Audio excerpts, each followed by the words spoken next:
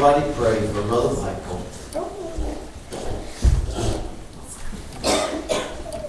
I need everyone's prayers this morning.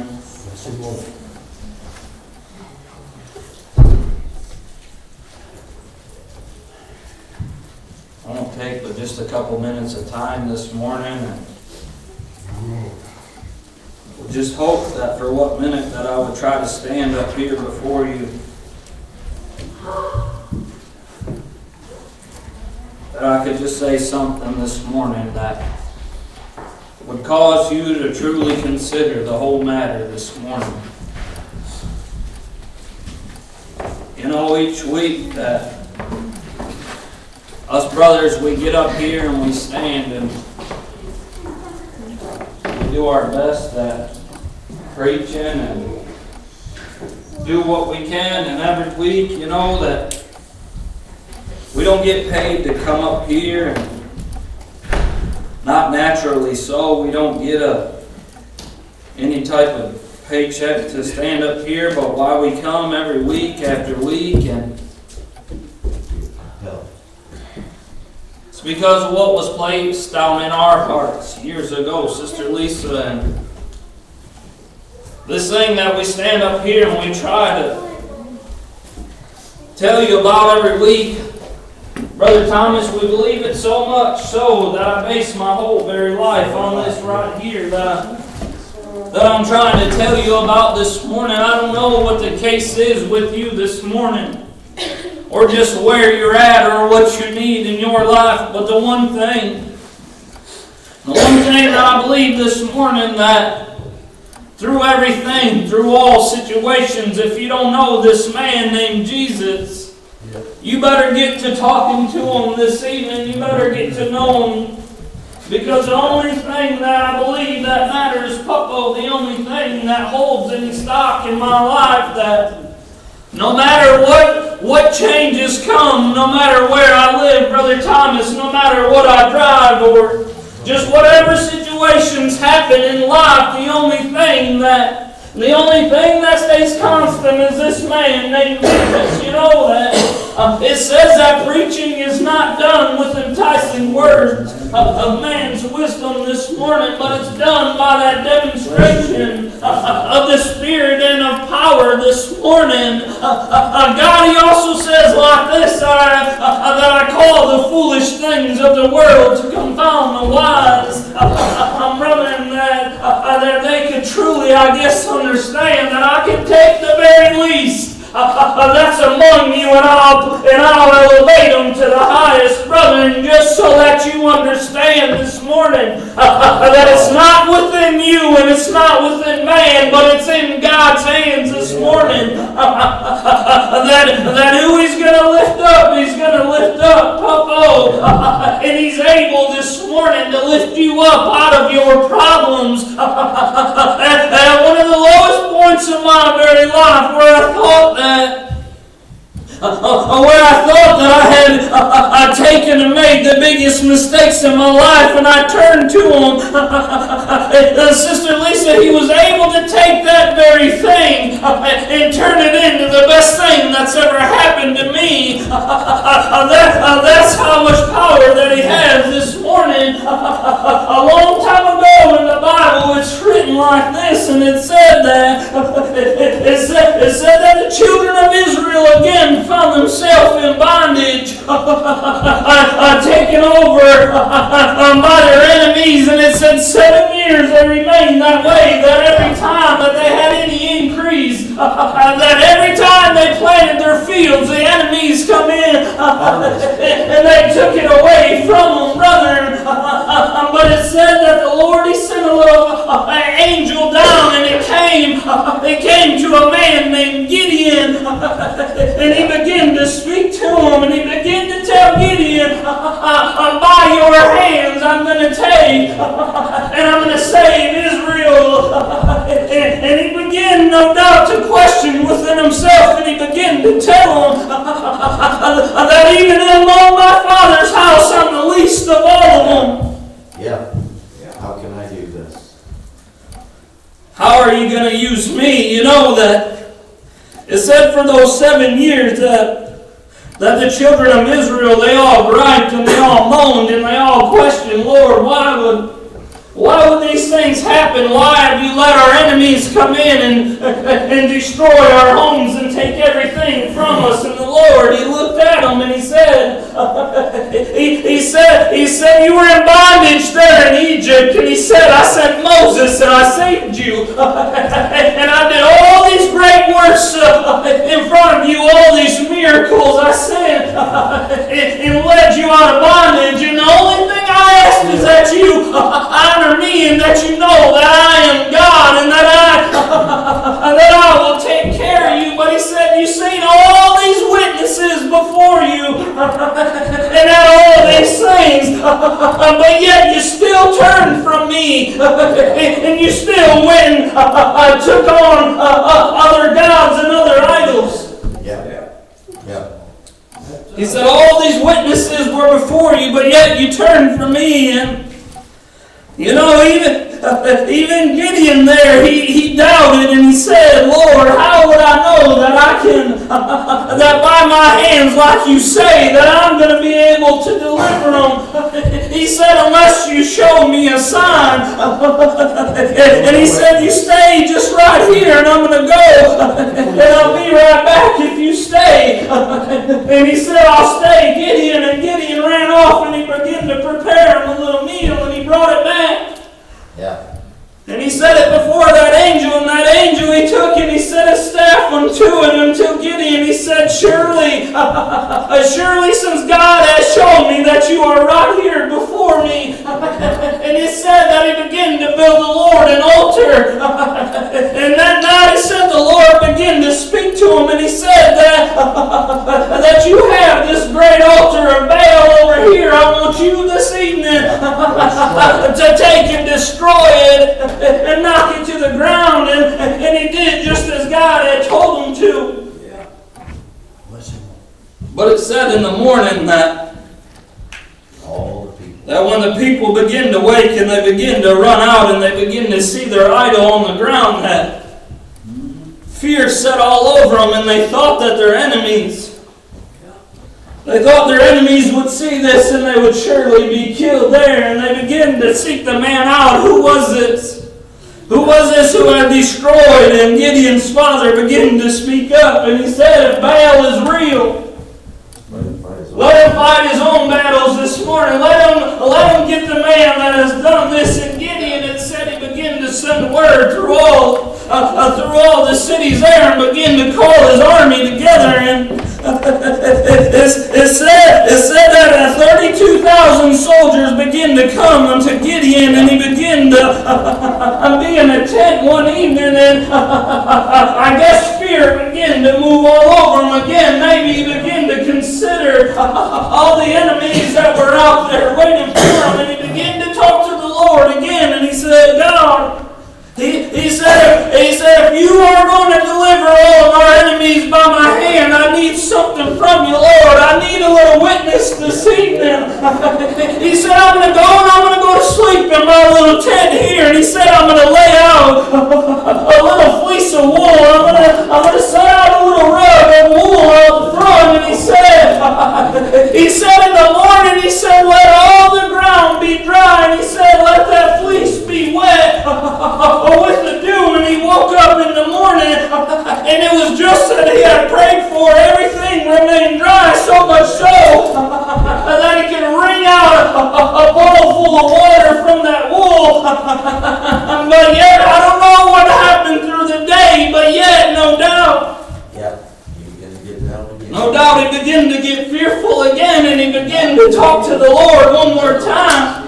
And I love just the way he approached it. It just seemed so much like all of us. And he said, Lord, he said, don't let your anger be hot against me, Lord, but I need one more sign from you.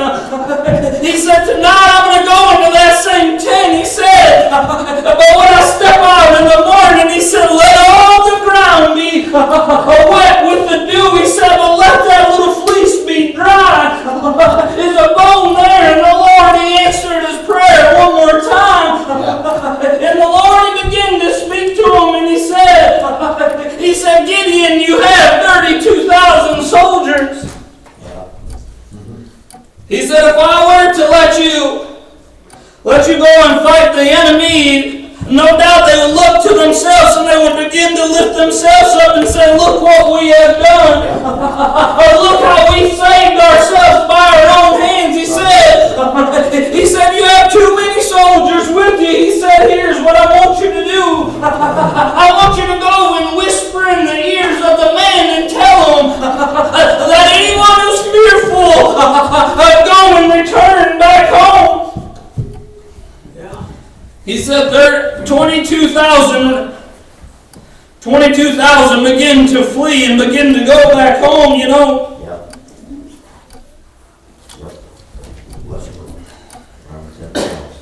Only had 10,000 left, you know that God, He wants some bold soldiers this morning. He wants those that willing, you know, as a young man, full of pride, and I would have thought to myself, Daryl, just how boastful that I was and how proud I was of myself and how much confidence maybe that I would go around and that I would show everyone. But yet when it came to the Lord, maybe I didn't have so much confidence then within myself. Maybe all that persona of showing just how tough I was, maybe you could use that just a little bit and show I come into the Lord with a little bit of confidence this morning. Use a little bit of that. He wants some bold soldiers this morning. How many times does fear begin to move in and begin to knock us out of doing what we're supposed to be doing? Sometimes, Brother Thomas, it's not that big. Sometimes it's just small, that fear. I remember just after I started preaching and we had a family reunion where Papa's mom was at, and we were going to have a little church service, and then all the family began to gather, Brother Randy, and I knew there was a good chance that maybe I would have to preach because I was a new preacher, and fear began to consume me and begin to take control, and I began to try to hide my way and beg my way out, and I did just that very thing. I begged my way right out of it, but when I left that church service, Brother, I couldn't even hold my head up, and I began to think that just what that fear had stolen from me, and I began to tell the Lord. I began to tell the Lord, God, you tell me to preach, and I'll preach as hard as I can. And the devil, he's there, and he knows his job this morning. And that's right. He's trying to steal just whatever he can from you today. And you know that when I was a young man, I would sure walk around with a puffed out chest and think that how bold that I could be, but I'm telling you, the Lord, He wants some bold soldiers this morning. He wants those, you know, that He was left with 10,000 men, and it says that once again He come to Gideon and He told him, He said, Gideon, yet you still have too many soldiers. And He said, here, I'm going to try your men one more time for you. He said to take them over down by the creek, and He said the ones he said that grab that water and lap it up like a dog. I want you to set them on one side. And He said the other ones that kneel down upon the water and bring it up. I guess the way that I always envisioned it, I guess the ones that kept their eyes up and the ones that didn't drop it down to the ground, those ones that kept their eyes looking out for the enemy, He set those on one side, the 300. And the other ones, he told them to go, and no doubt Gideon, even with 32,000, he was fearful, and he was praying, Lord, are you sure you're going to save us? Lord, are you sure you're going to use my hand? Well, that same man who was crying to the Lord with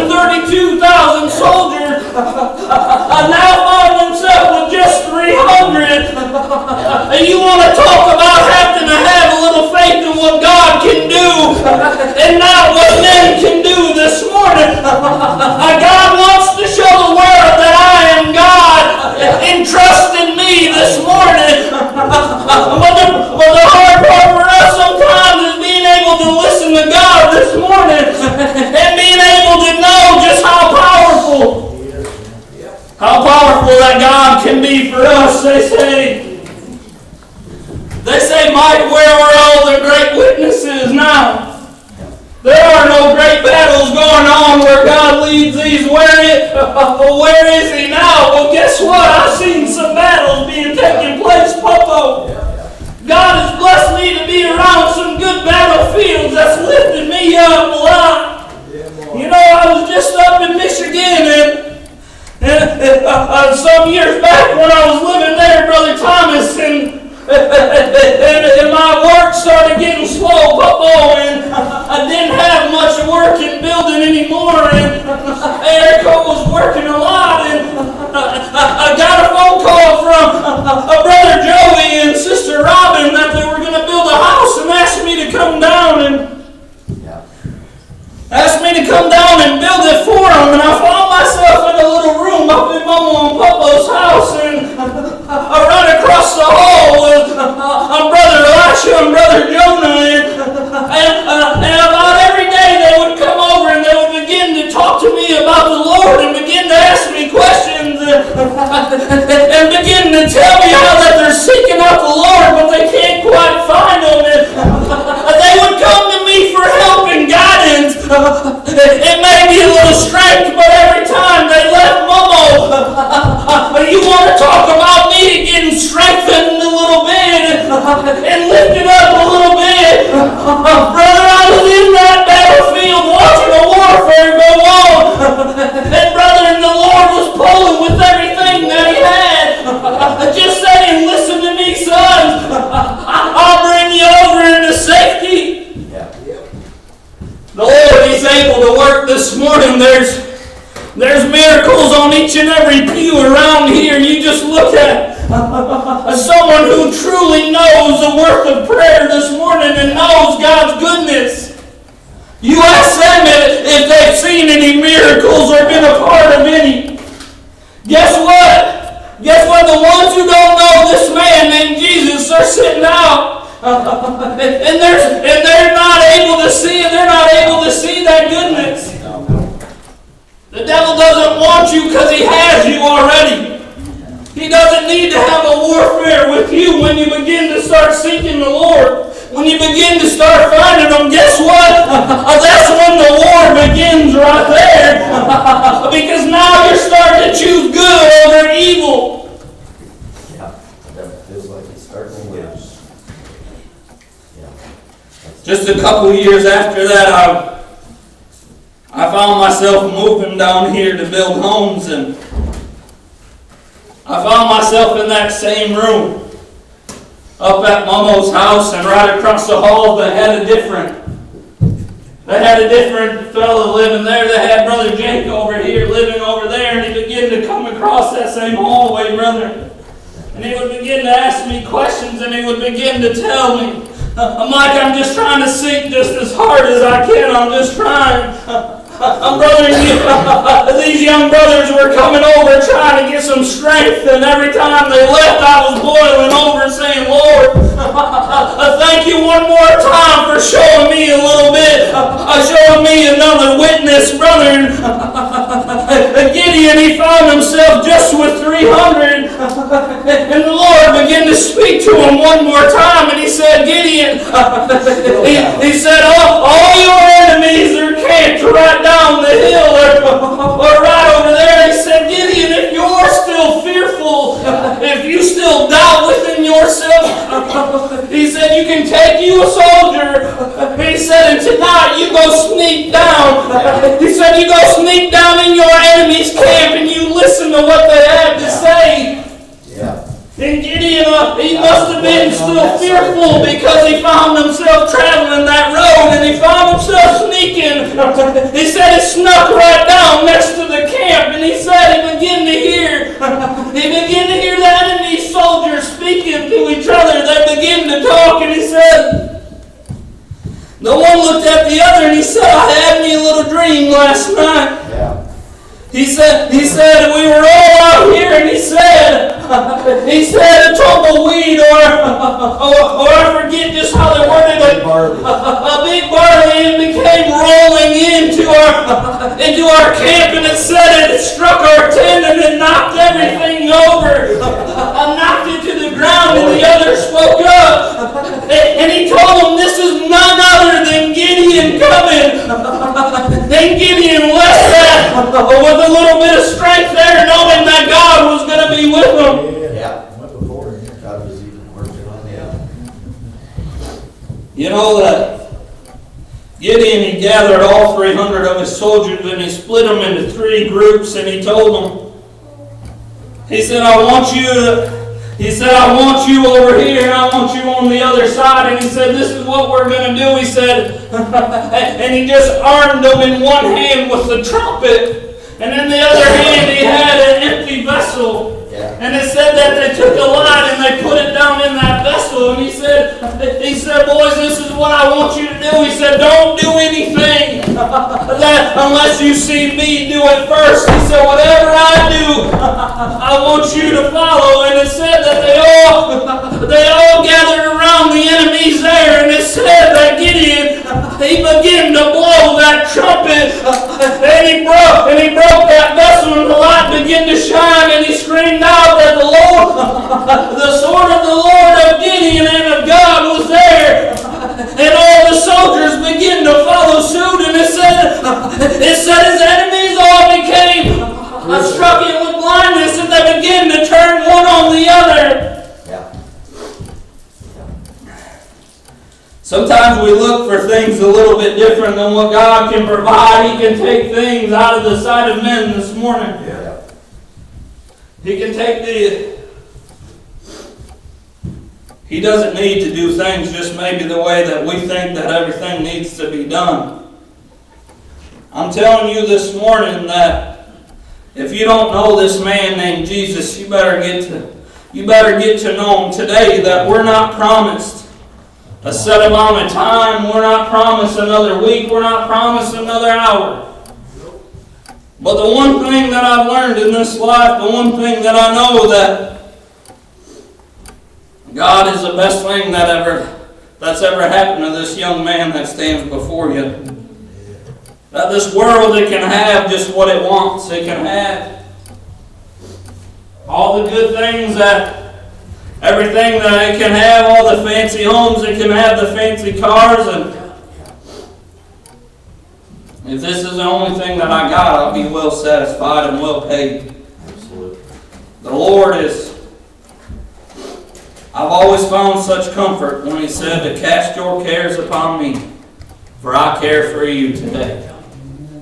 You want to talk about a man so full of love that it makes a father feel awfully small when I think about it. It makes me, being a parent, feel awfully little within myself to think. You want to talk about a God who can just teach us through everything, that I can be just getting so frustrated with my children and knowing that I've told them, why are you doing this? I've told you 100 times over, and watching my temper get hotter and hotter. And all of a sudden the little voice will speak to me and says, son, how many times do you come praying for the same thing? How many times do you come begging me for mercy because you didn't do what you've already prayed for 25 times before? He's able to teach us a little bit. He's able to humble us down. And